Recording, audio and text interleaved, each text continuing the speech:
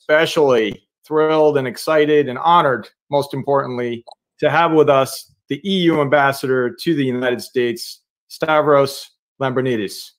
Mr. Ambassador, welcome. Great to be here, George. It's always an honor to have you on IdeaGen TV, to hear from someone that we believe exhibits true leadership. And today is a moment in time in the middle of this global pandemic where you have the incredible task of helping to interface on behalf of the European Union with the United States, which is an incredible opportunity to tell the story, to negotiate, and to connect the dots on this transatlantic relationship. You have an incredible background, of course, in diplomacy, and I'd like to ask, what was the diplomatic sector like when you first began your career? Less virtual. Less virtual, that's for sure. Good point.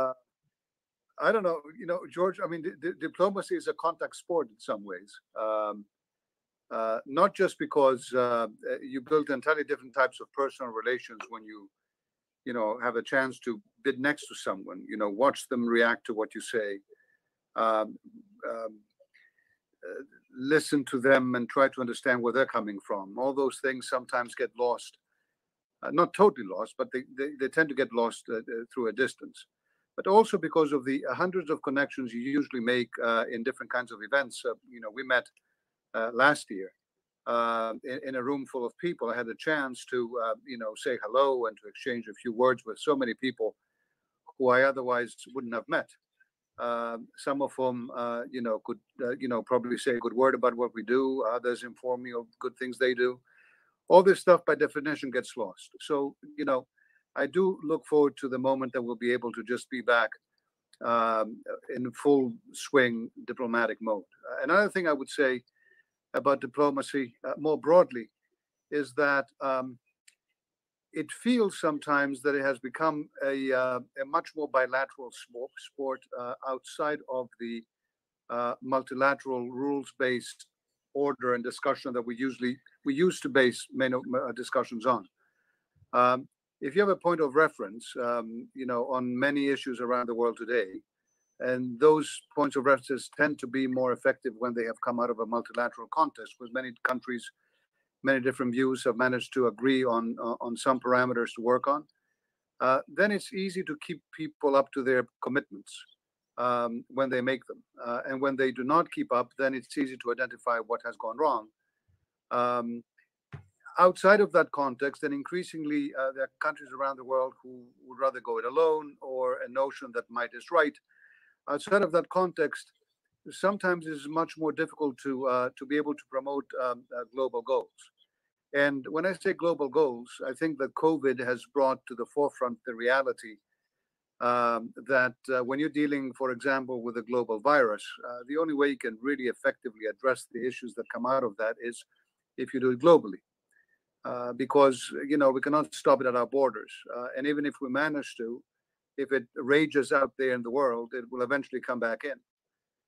So there is a huge responsibility, I feel, for diplomacy today to manage to return to the fundamental roots of diplomacy after the Second World War, which was to use words, in fact, not guns, not power, use persuasion, use values, to be able to build a world that is very different than the terrible world that we saw back then. And if we manage to reignite that commitment to multilateralism, not necessarily with the sclerosis the system may have developed over the decades, you always address those, you always try to correct them. But if we manage to keep there and bring all countries around the world, even those that we disagree with on many issues, Americans and Europeans, in that context, and manage to affect them there, I'm hopeful.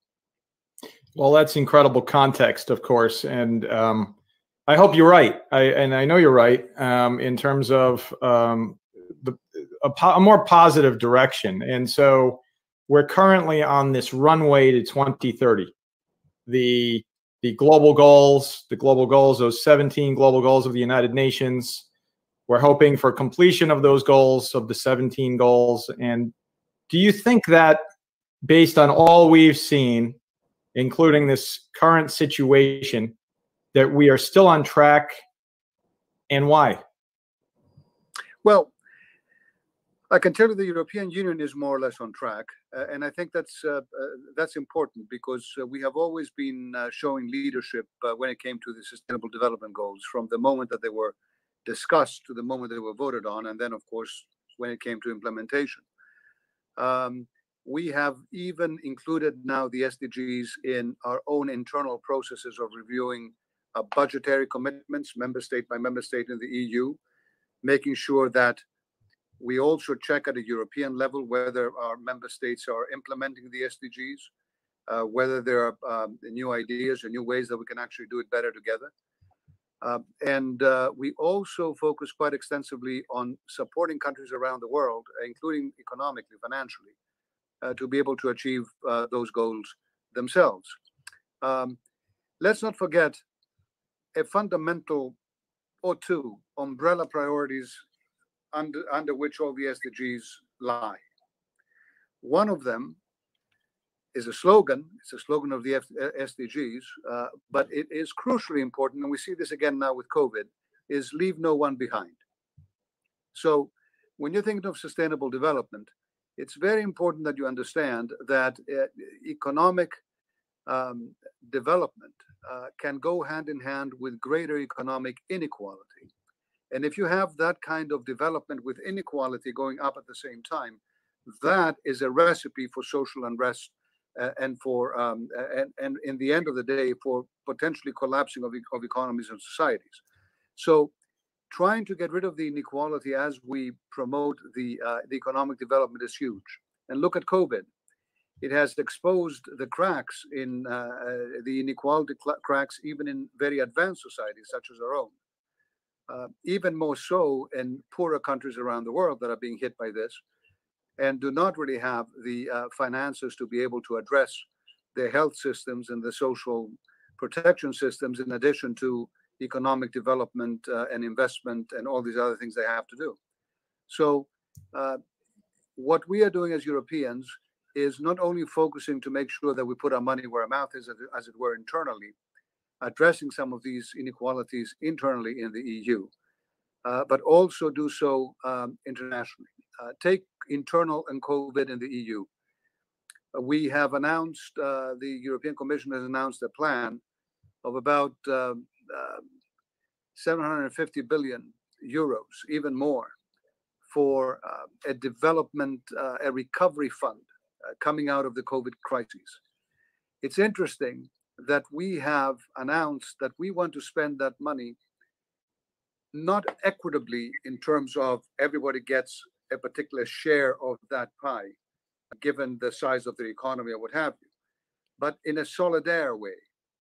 So give that money mostly to those European Union member states, those industries, those regions in Europe that have been most hard hit by COVID. And these are tremendous measures of solidarity in a European Union that a few years back during the financial crisis was in a very different place, very concerned about moral hazard, about allowing money to go to countries or regions that were weaker economically, unless there were a lot of conditions in place, et cetera, et cetera. That kind of solidarity is not charity. It is fundamental to ensure that we in Europe can recover from COVID with a level playing field, ensuring that our internal market is uniform and strong. And that kind of economic boom is going to ensure that we can also apply the SDGs both internally and around the world. Look at the way that we're dealing now with the Team Europe approach, as we call it, European Union plus member states, plus the European Investment Bank, in amassing funds, about 36 billion euros to date, to be able to give to the poorest countries around the world as they are trying to address the systemic problems in their economies that don't allow them to deal with COVID in an effective way. All these are very important. So I think that as you ask the question, how do we apply now the SDGs? My answer is we can, we are. We have to retain the political commitment around them, and in the EU we do. But we also have to manage to show world leadership. And I do not think that any leadership can be stronger than the one shown by Americans and Europeans together, if that is possible. Because at the same time that we are the two biggest, most open, most free economies in the world, we are also by far the biggest development aid donors around the world. And so as we try to help the world move to the SDGs, being together and sending the message together could bring hope. And hope in politics, as you know, George, is very important. Many people can just go back and say, oh my God, look at this, COVID. We already had, poverty and inequality. Things are terrible. What are you talking about now? SDGs, what is that? Some UN thing? Forget it. You know what? Right. It's doable. It's hugely important for the collective security and prosperity of our people, including our own. And we can do it together. Well, and that's what we appreciate so very much with your leadership and that of the European Union. I think the focus on the global goals is so important, because as we remind folks, as we create awareness for these goals at IdeaGen, which is a backdrop for everything that we do, I think it's important to note that the United States is part of these goals, and they were agreed to unanimously by the United Nations. And so a fundamental difference between those and the MDGs, the Millennial Development Goals, is that it was really based on more developing country focus. Now we're looking at, and we're seeing, and you just incredibly well articulately highlighted the issues, especially here in the United States, with everything that's happened recently, with equity and equality being the topic and the focus on major headlines. What this pandemic has done is refocused the issue on the inequalities and the inequity that exists in communities across the world and right here in the United States, as you mentioned. And so I think we have an opportunity in highlighting the goals to say, wait, inequality exists across the planet. This global pandemic perhaps has highlighted it in ways that were unprecedented. And in the United States, for example, we hear time and time again in our interviews with folks like yourself and global leaders, that zip codes are an issue. As we all know, here in the United States, if you're fortunate enough to be in a good zip code, as they say, then you have a better school system, or you have a better healthcare system, or you have access to better and more nutritious food. So we know where the problem areas lie. I think it's incredibly admirable to hear all of the focus areas that you're working on with the European Union to help other countries as well, and to do better and to do more good, which I think is what we're talking about here. And so, shifting a bit, I'd like to ask you, how are you and your colleagues navigating this new world? I mean, you're in diplomacy. It's not easy to be a diplomat when you have to do it virtually. It's sort of like what we're doing today. We've met before, so it makes it a little bit easier. But for those you're meeting for the first time, or trying to get a message across to on important issues relating to diplomacy, how have you adapted to that? Well, I'd say one is the issue of substance, the other one is the issue of form. So when it comes to substance, I have focused on whatever lessons and whatever stories the European Union could bring to the transatlantic discussion when it comes to COVID itself. And I have reached out, and I've kept reaching out myself and the 120 people we have at the embassy here in Washington, to all our American interlocutors, from the administration to Congress to civil society to states, to be able to build partnerships around those lessons. We saw that health, for example, was not, and still is not, a main competence of the EU. So the EU, just like US states here, has a federalism, broadly speaking. We're not a federal state, but federalism principle. So the EU has the powers that the member states independently give to it, but also they retain powers that they decide that they want to keep for themselves. And one of these powers was health. And when the crisis broke out, initially, the first couple of weeks, we worked very much individually, one might say even more selfishly, trying to address the individual crises in each member state. And we realized pretty quickly that wouldn't work because we are interconnected, because we have no restrictions in traveling within the EU, because of the fact that we were at different stages of being able to procure PPE equipment, other stuff like that. And we very quickly turned member states to the EU and said, let's do this together. And once we said that, there was an ocean shift in what we managed to achieve.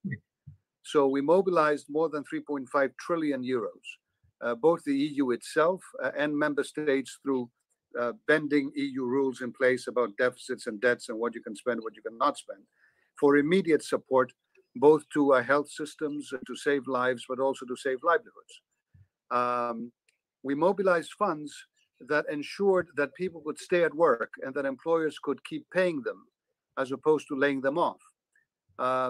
Because we already in Europe, as you know, have very extensive social safety nets, unemployment benefits, health benefits.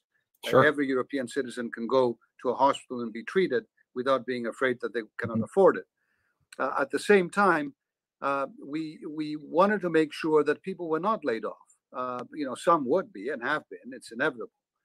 But our emphasis was in creating a fund that could support small and medium enterprises and others in keeping people in work. So when the economy kickstarts again, they would be ready to immediately start contributing to it, as opposed to having to be rehired or having fallen in a place where they are long-term unemployed, they don't feel they have any opportunities. We procured together PPE equipment. So we decided that instead of every EU member state going out and fighting it on its own in the international market, that all member states would get together under the EU umbrella, and the EU would procure for all of us the equipment that we needed, the ventilators, the masks, the gloves, everything else. And that allowed us to put out huge bids at very competitive prices with suppliers around the world.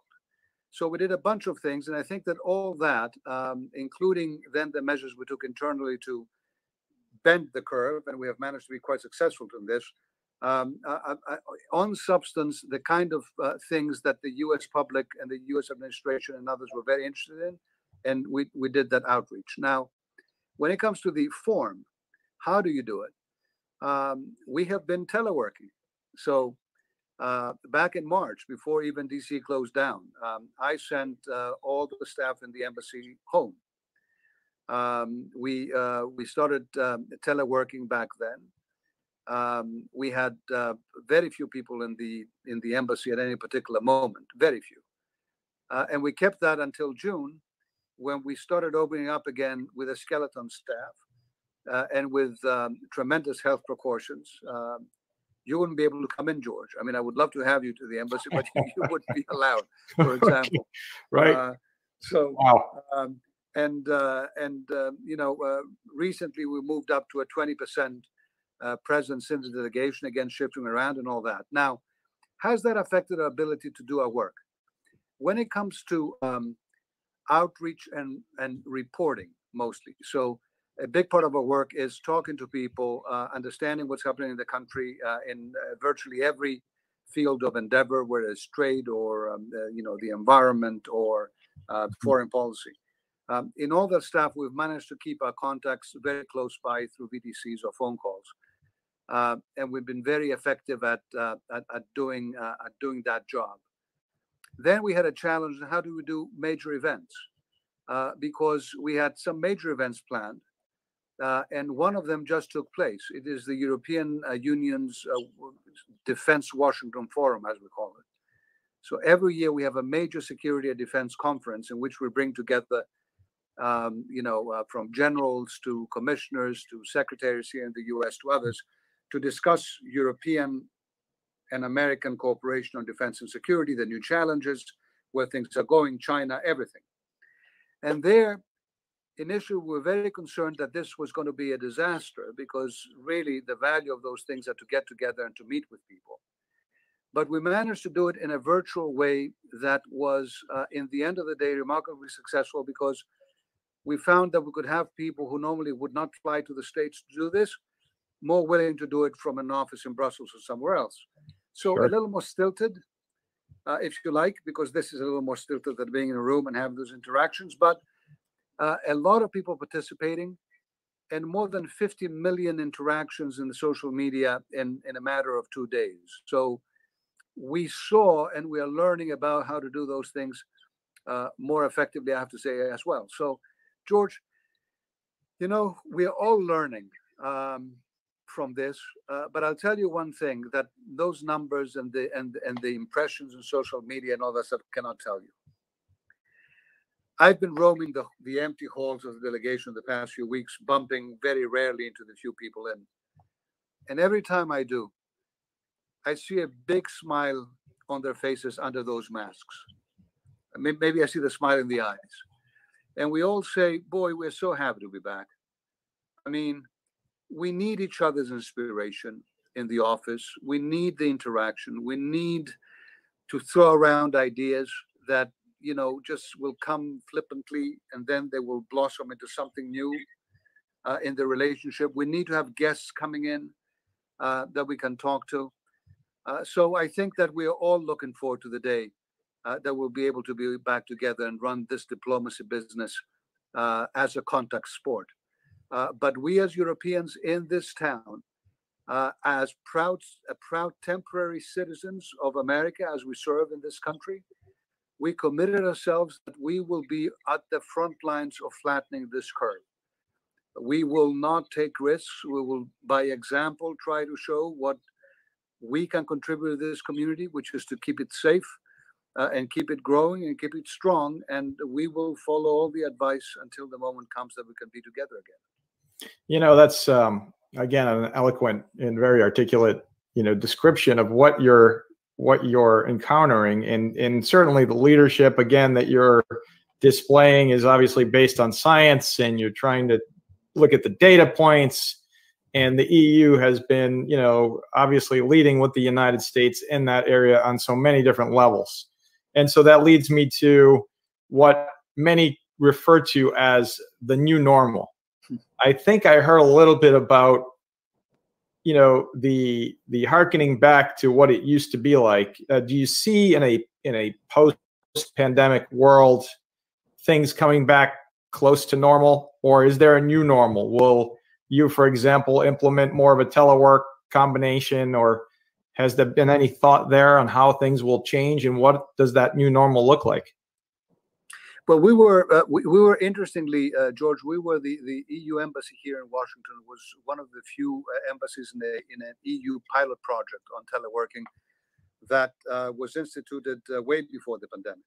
So we were looking and are looking at ways to be able to ensure that our staff can be productive and happy on a regular basis teleworking, but allowing that flexibility in a quite wider range of options than normally might exist. So I think that what we've learned here now during COVID will help us implement this even more effectively. I have to say that more broadly, many times when we talk about a new normal, we tend to forget that there are many workers in this country and in Europe for whom teleworking is not really an option. The blue-collar worker in this country, many people having these jobs, African Americans, Hispanics, other minorities. Those kinds of situations would require returning not to a new normal, but to, in some ways, to an old one. So ensuring that everyone, no matter what their job is, and especially if their job cannot be done relatively effectively through the VDC, that they can be back there on the ground in jobs, working hard, and bringing bread to their family table. So we have been thinking very much and very hard about the social consequences of COVID, and I think this is something that you will see as well coming out of the pandemic. Look, there is fundamentally what happened with COVID is that we had to deal with two simultaneous existential crises and threats to the world. Before COVID, it was climate change.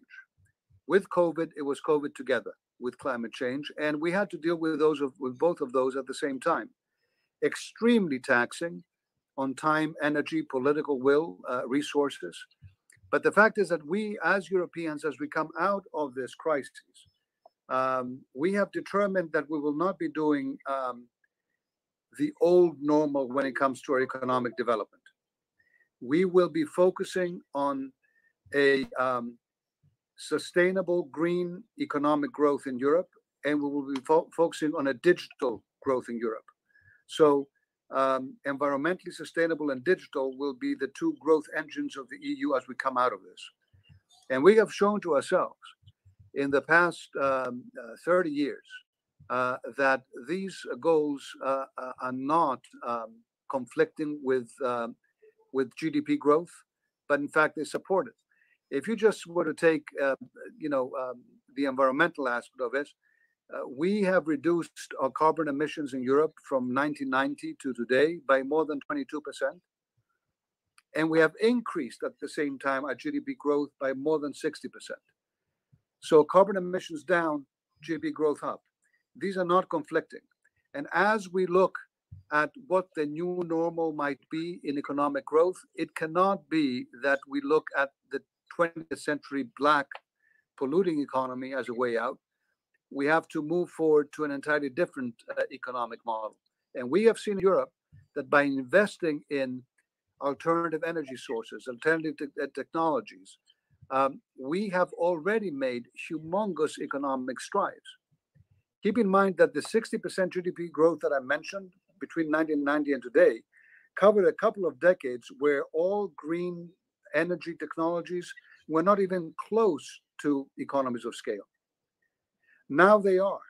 So as Europe, as European Investment Bank, as European Commission under Ursula von der Leyen, the President of the Commission, as European Parliament, as member states, we are making commitments now for a new normal, if you like, that looks quite different from the old normal when it comes to the sources of growth.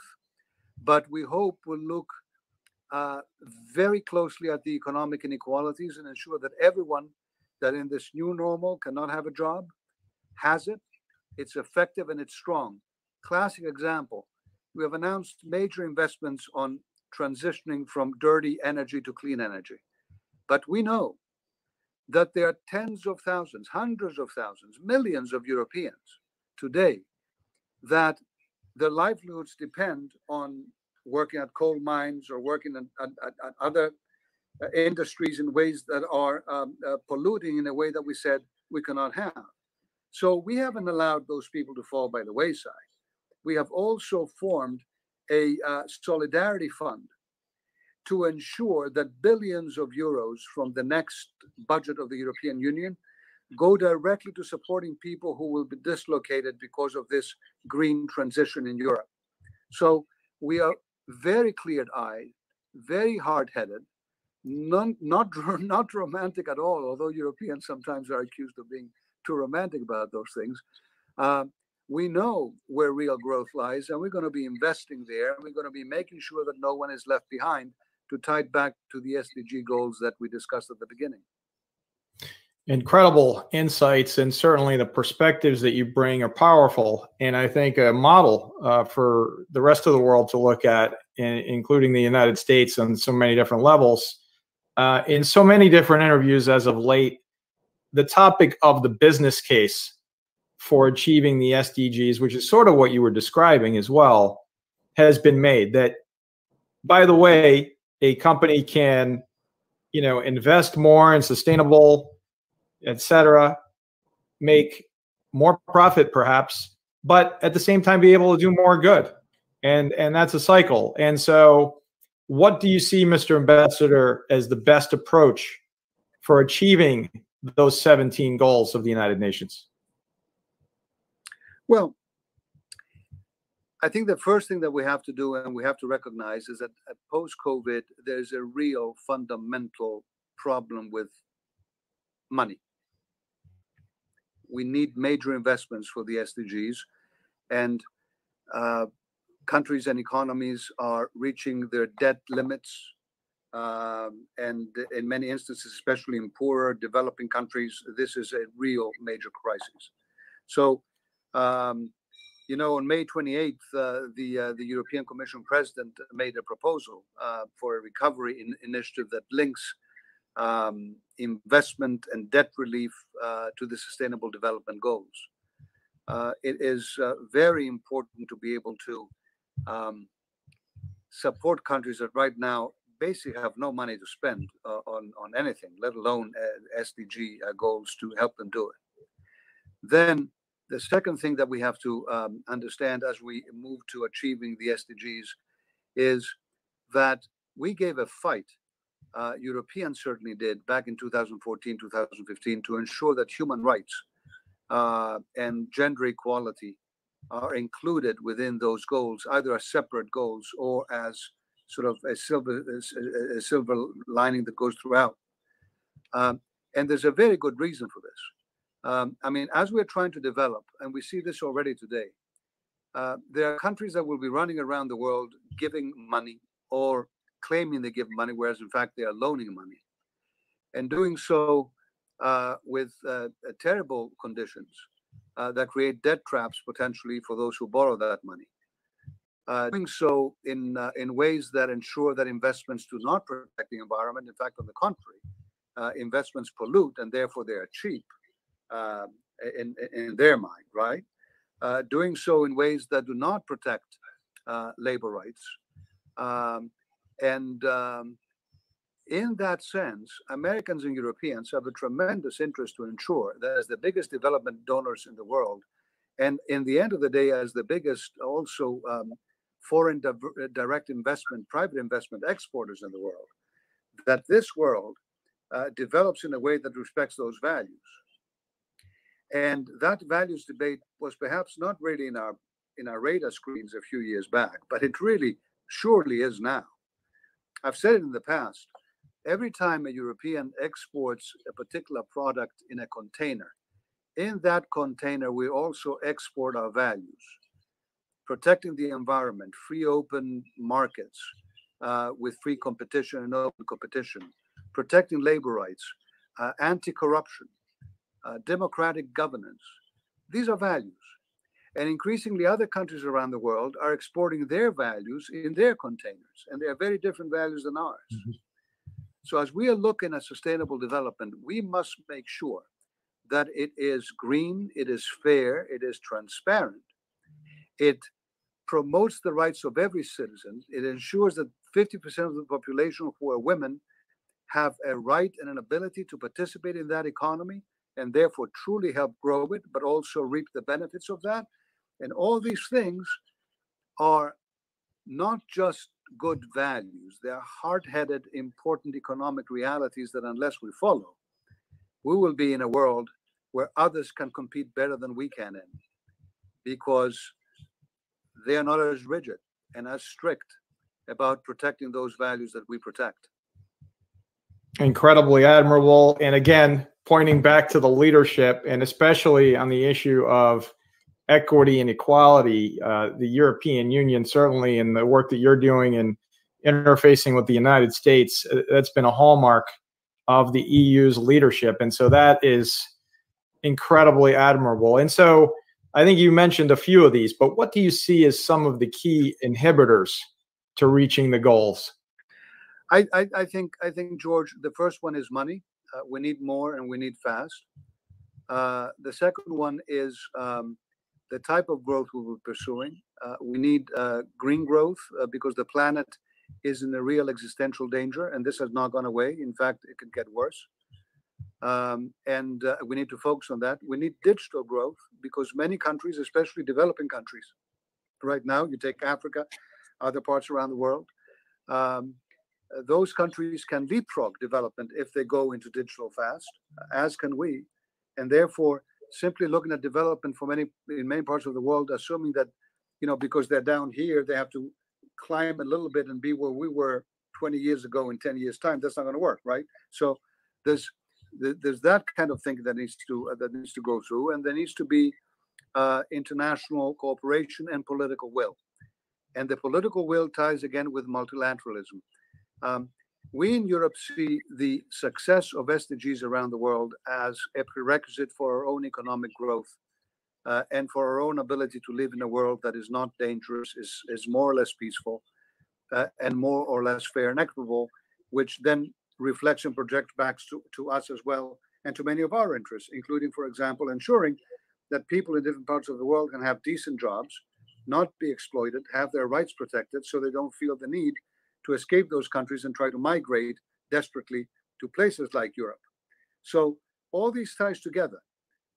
Solidarity is not charity. And in that way, and in that way of thinking, we hope that we may be able to inspire others, including many friends of ours in the US, to join hands in this effort. We cannot simply get out of this crisis by just boosting up our own GDP or treating up people with their own vaccines.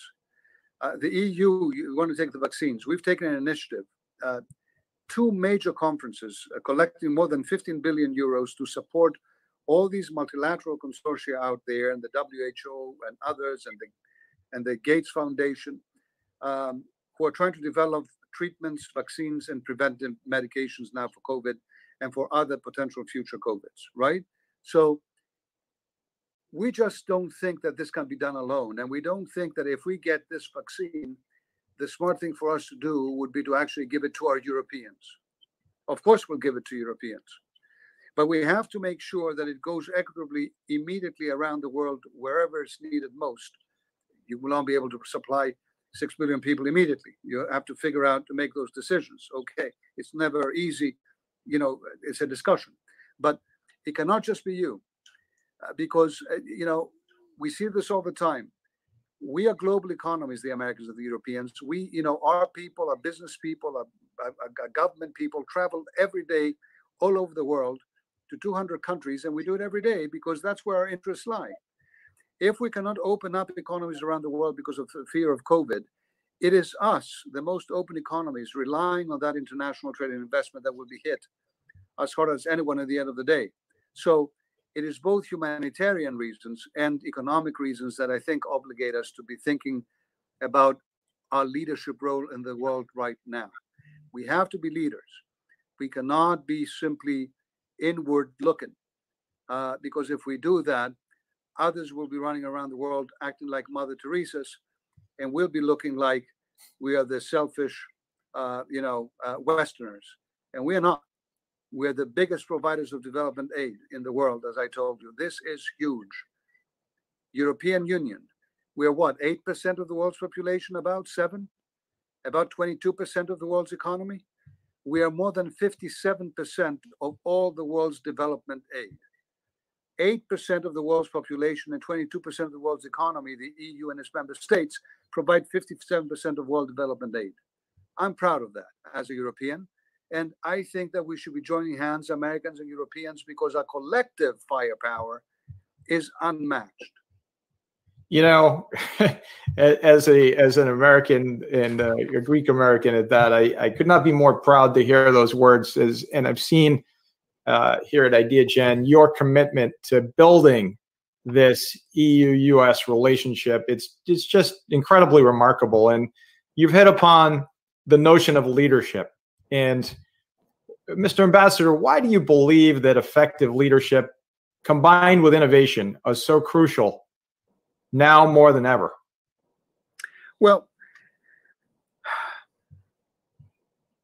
let's try to define this leadership. I think it's more. I think it's important more than ever because this is a world in shift, and because countries in the past who were simply content in having repressive systems and telling you, look, don't criticize me, I have my sovereignty, leave me alone, are not content with that anymore. They are much happier to try to export their values and their system to others. And that is creating a world that needs democratic leadership to ensure that it stays in the right track, now more than ever. It needs a multilateral system, whether it's the United Nations or the UN Human Rights Council or the World Health Organization, the World Trade Organizations. All these institutions that the United States led decades ago to put together with Europeans together and allowed us to have the biggest time of prosperity and peace in the world based on our values, those universal values. Those organizations will be more needed today than before, because otherwise we could go to a world that without our leadership, they could start reflecting values of others, or others will simply try to build a parallel multilateral system or regional system of their own that has nothing to do with what we are trying to achieve in terms of a world that we're dreaming of. Okay, so we also have to show leadership because the world is thirsting for a sign that, especially when a virus like this hits, it is global solutions with the EU and the US at the front lines that can best address them, not might is right, and not shutting ourselves in our shells. Let me give you two examples on this that relate only partially to COVID, but also point to the type of leadership that I believe we should be showing right now. One has to do with Venezuela. People had forgotten, if they ever knew, and frankly, COVID took it entirely off the headlines, that about 5 million people have forcefully left Venezuela, migrated out of Venezuela in the past few years. About 4 million of those people are now located in 3 or 4 countries, mainly around Venezuela and Latin America. At the time of COVID, those countries' health systems and social systems have been stretched to the max. Who's going to support those countries to ensure that the biggest migration crisis after Syria today in the world can be handled in a humane way that allows those people leaving to temporarily, hopefully, have a shelter somewhere else before they return back home, but also to ensure that those societies receiving them do not collapse under the pressure of the new needs for social protection, health protection, etc. So we set up the EU Venezuela Pledging Conference the other month, in which we managed to get more than 2.5 billion euros from countries around the world who pledged, including the US, to be able to support multilateral organizations such as UNHCR and the International Organization for Migration and others to support those countries. Now, you wouldn't think that this is the kind of leadership that immediately pops in mind when you think in COVID, but you see how interlinked they are. You see how much we need to be ahead of the curve here in order to be able to see those things. Another country in Africa, a different continent, Sudan. Sudan is probably the only country that has a chance to have a successful democratic transition in a very long time that we have seen in that continent. But it's supremely fragile, that transition, and the democratic government that is in place right now. And it needs support from the multilateral institutions. It needs support from the IMF. It needs support from the World Bank. Sudan, part of the legacy of the old regime under al-Bashir, when he was there a year and some months ago, is still on the US countries of terrorism list. And so we've been talking very much with the US counterparts about the great importance that we both place on finding ways to support that country, in spite any legal or other obstacles in the way, because this is a country that if it goes the wrong way, a huge part of Africa is suddenly destabilized again. And an old cartel of, extreme Islamists and military leaders takes over. So when I say leadership, if you like, George, and I'm sorry if this is a long answer that could get maybe some of your people yawn, but my job is not to always entertain with some nice one-liner. My job, that's diplomacy's job, in fact, is to be able to see where the ants' work needs to be done and what that ants' work means and how you put those coalitions together, European Union, World Bank, IMF, private sector. How do you get those coalitions together to ensure that something that may never hit the headline in your country, nevertheless will bring security and prosperity and peace in the long term, and frankly maybe will take a headache away from you 10 years down the line when terrorism and war breaks out somewhere. That's the work. It's not easy because it doesn't always get recognized, because it's not always headline grabbing, but I see it as an obligation of Americans and Europeans to do that ants' work, And if we do it together with the big stuff we got to do, I'm optimistic. I really am optimistic, even during these very hard times. Well, your optimism is obviously contagious, and I think the practical approach to not just, in essence, relying on what is on the front page of any newspaper, on the television, as being the focus for your work is incredible. And that's the definition, again, of leadership. It's being able to look around the corner, to peer around the corner, to see things that are coming at you that most maybe aren't paying attention to or can't see in general. And I think that lays out the foundation for avoiding the future headlines, the negative future headlines that unfortunately drive a lot of what we see each and every day. I like the way you put it, George. I really like it. Leadership is the ability to peek around the corner. I think it's great. That's true. Yeah. Well, and that's that's the way I see it, because it's ultimately what you just described. And I think leadership also now applies to this next question, which is focused on providing a glimpse into advice for future global leaders. So if we were to go back in time to when you first started your career, what advice would you give to yourself and why? Oh. I remember I was in college in the States, and I had a couple of classmates of mine, brilliant kids, who knew exactly what they were going to do, what they wanted to do in their lives. One wanted to be a senator. I remember that. Another one, wanted to be work for an NGO on the environment from back then. I mean, they absolutely knew. They wanted to be leaders. And I remember we had heated discussions with them, because what I asked them at the time was why. And if I have any advice to give to people who want to get engaged in anything, is you have 3 questions to ask yourself. And each one has an increasing level of difficulty in answering. So the first question is what? What do you want to do? I want to be a senator. Okay. The second question is how? How are you going to do what you want to do? Fewer people, if you ask them today, know how they're doing what they're doing. They know what they're doing. Okay. But how comes down to all the nitty-gritties of, what it is they have to do to be successful at being a senator, at being an NGO leader, at being an ambassador. But both of those things, even if you manage to answer them correctly, don't really go to the gist of who you are.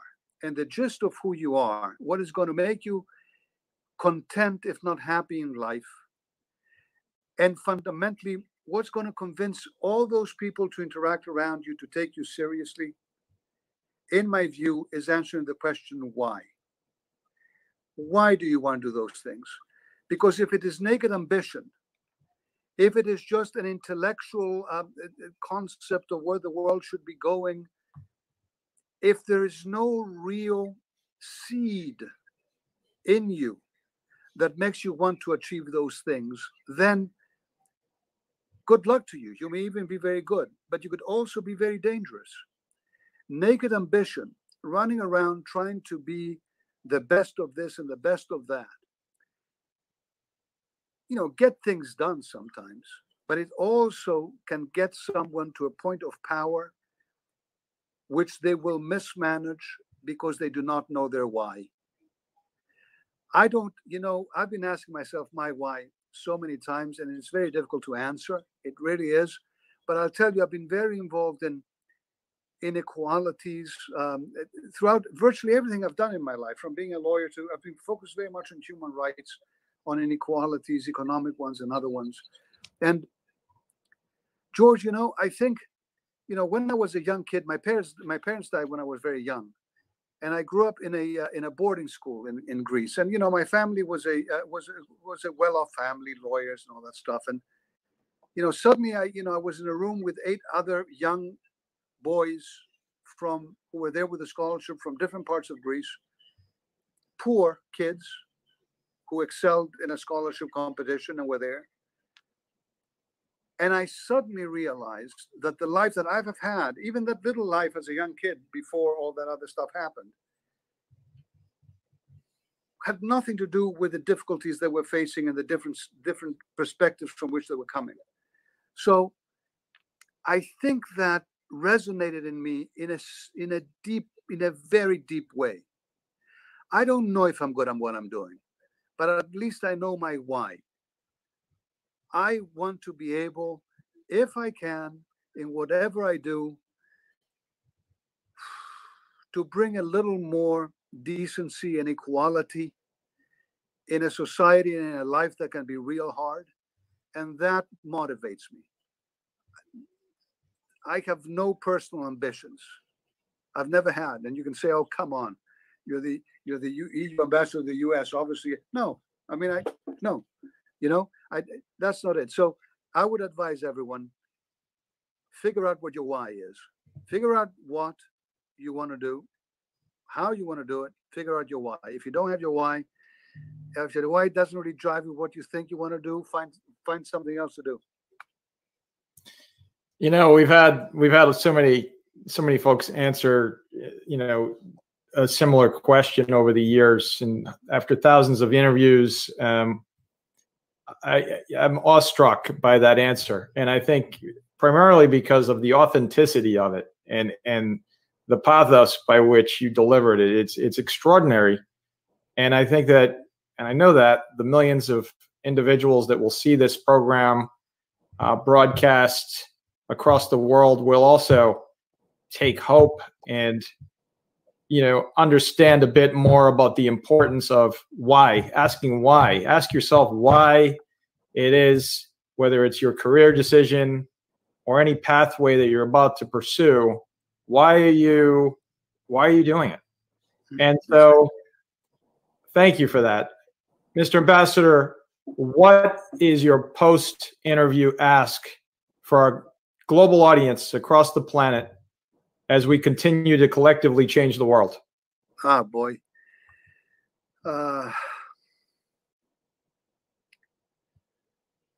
We have to, whether or not we like it, and sometimes we don't, we have to work together. We have to work in our regions, in the world, to address some of the biggest challenges out there, whether it is development and the SDGs that we're discussing, or it is fighting COVID. Simply put, no one can really deal with this alone. We're all proud of our countries, but you know what? We realize that as big as our countries are, in the end of the day, alone, they're very small when you look at the world around you. And finding ways to be able to actually move that world in a direction that respects rights, respects individuals, respects openness and freedom is not easy. And in fact, we're having backtrackings. So I'm not saying we should cooperate together and just let things be and everyone can do whatever they want to. But I am saying that we have to find a way to discuss and convince each other about the absolute necessity of joining forces. The climate, if it goes wrong, will swallow us all. COVID and the future COVIDs, if we're not better prepared to address them together, they will kill us in much bigger numbers.